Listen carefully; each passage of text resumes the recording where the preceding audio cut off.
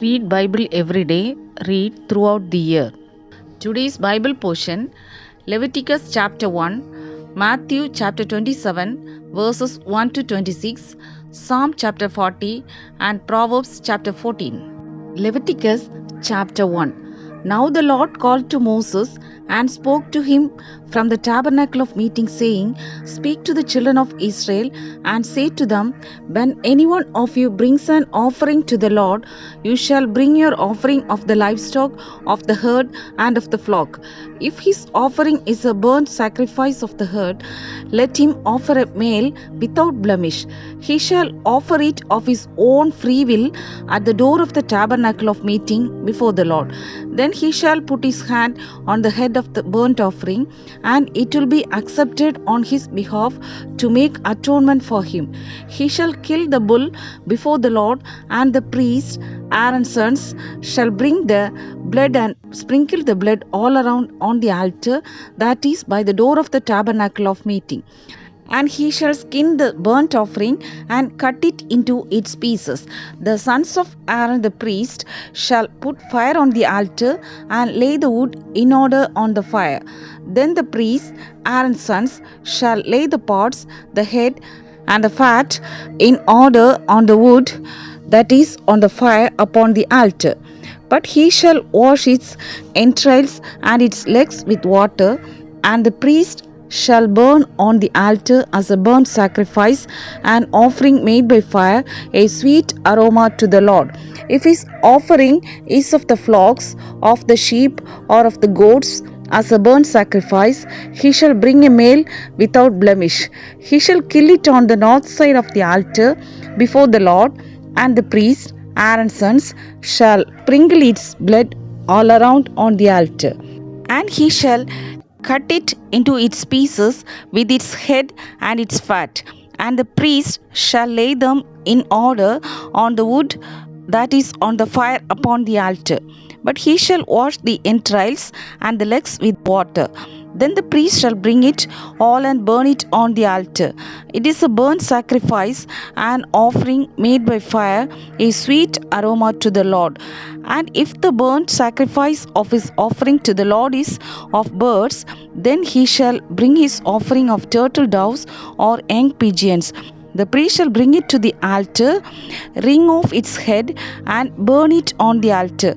Its blood shall be drained out at the side of the altar, and he shall remove its crop with its feathers and cast it beside the altar on the east side into the place for ashes. Then he shall split it at its wings, but shall not divide it completely, and the priest shall burn it on the altar, on the wood that is on the fire. It is a burnt sacrifice, an offering made by fire, a sweet aroma to the Lord. Matthew chapter 27, verses 1 to 26.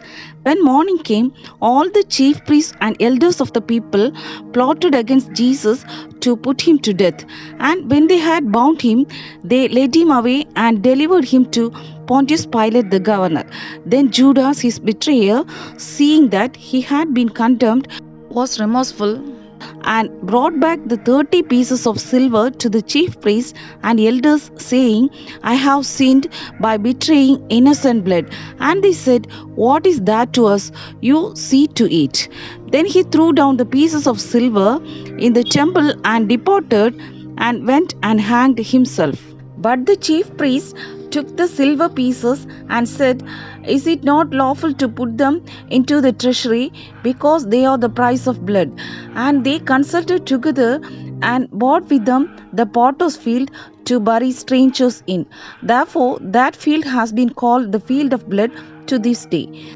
Then was fulfilled what was spoken by Jeremiah the prophet, saying, And they took the 30 pieces of silver, the value of him who was priced, whom they of the children of Israel priced, and gave them for the potter's field, as the Lord directed me.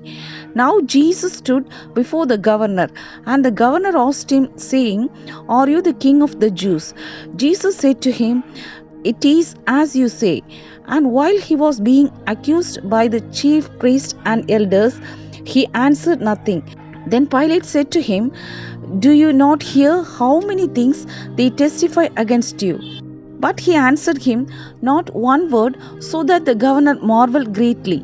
Now at the feast, the governor was accustomed to releasing to the multitude one prisoner whom they wished. And at that time they had a notorious prisoner called Barabbas. Therefore, when they had gathered together, Pilate said to them, "Whom do you want me to release to you, Barabbas or Jesus, who is called Christ?" For he knew that they had handed him over because of envy. While he was sitting on the judgment seat, his wife sent to him, saying, "Have nothing to do with that just man, for I have suffered many things today in a dream because of him." But the chief priests and elders persuaded the multitudes that they should ask for Barabbas and destroy Jesus. The governor answered and said to them, "Which of the two do you want me to release you?" They said, "Barabbas." Pilate said to them, "What then shall I do with Jesus, who is called Christ?" They all said to him, "Let him be crucified." Then the governor said, "Why, what evil has he done?" But they cried out all the more, saying, "Let him be crucified."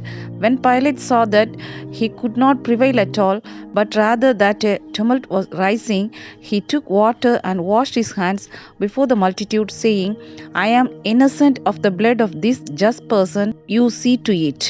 And all the people answered and said, "His blood be on us and on our children." Then he released Barabbas to them, and when he had scourged Jesus, he delivered him to be crucified. Psalm chapter 40. I waited patiently for the Lord, and he inclined to me and heard my cry. He also brought me up out of horrible pit, out of the miry clay, and set my feet upon a rock, and established my steps. He has put a new song in my mouth, praise to our God. Many will see it and fear, and will trust in the Lord. Blessed is the man who makes the Lord his trust, and does not respect the proud, nor such as turn aside to lies. Many, O Lord my God, are your wonderful works which you have done, and your thoughts towards us cannot be recounted to you in order. If I would declare and speak of them, they are more than can be numbered. Sacrifice and offering you did not desire, my ears you have opened. Burnt offering and sin offering you did not require. Then I said, "Behold, I come. In the scroll of the book it is written of me. I delight to do your will, O my God, and your law is within my heart. I have proclaimed the good news of righteousness in the great assembly. Indeed, I do not restrain my lips. O Lord, you yourself know. I have not hidden your righteousness within my heart. I have declared your faithfulness and your salvation. I have not concealed your loving kindness and your truth from the great assembly. Do not withhold your tender mercies from me, O Lord. Let your loving kindness and your truth continually preserve me. For innumerable evils have surrounded me, my iniquities have overtaken me, so that I am not able to look up.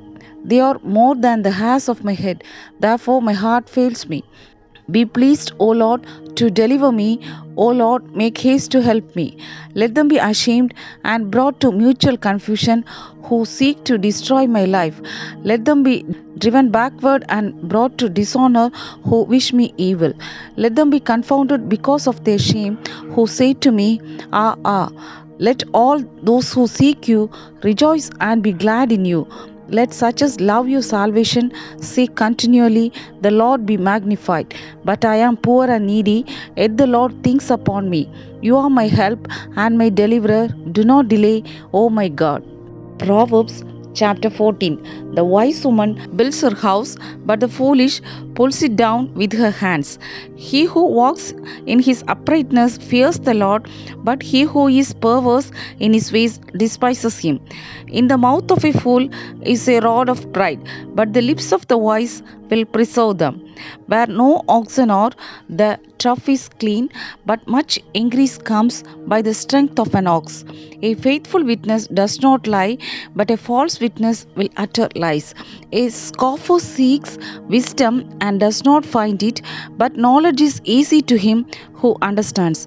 Go from the presence of a foolish man when you do not perceive in him the lips of knowledge. The wisdom of the prudent is to understand his way, but the folly of fools is deceit. Fools mock at sin, but among the upright there is favor. The heart knows its own bitterness, and a stranger does not share its joy. The house of the wicked will be overthrown, but the tent of the upright will flourish. There is a way that seems right to a man, but its end is the way of death. Even in laughter, the heart may sorrow, and the end of mirth may be grief. The backslider in heart will be filled with his own ways, but a good man will be satisfied from above. The simple believes every word, but the prudent considers well his steps. A wise man fears and departs from evil, but a fool rages and is self confident. A quick tempered man acts foolishly, and a man of wicked intentions is hated. The simple inherit folly, but the prudent are crowned with knowledge. The evil will bow before the good, and the wicked at the gates of the righteous. The poor man is hated even by his own neighbor, but the rich has many friends. He who despises his neighbor sins, but he who has mercy on the poor, happy is he. Do they not go astray who devise evil? But mercy and truth belong to those who devise good. In all labor there is profit, but idle chatter leads only to poverty. The crown of the wise is their riches, but the foolishness of fools is folly. A true witness delivers souls, but a deceitful witness speaks lies. In the fear of the Lord there is strong confidence, and his children will have a place of refuge. The fear of the Lord is a fountain of life, to turn one away from the snares of death. In a multitude of people is a king's honor, but in the lack of people is the downfall of a prince. He who is slow to wrath has great understanding, but he who is impulsive excels folly. A sound heart is life to the body, but envy is rottenness to the bones. He who oppresses the poor reproaches his maker, but he who honors him has mercy on the needy. The wicked is banished in his wickedness, but the righteous has a refuge in his death. Wisdom rests in the heart of him who has understanding, but what is in the heart of fools is made known. Righteousness exalts a nation, but sin is a reproach to any people. The king's favor is toward a wise servant, but his wrath is against him who causes shame.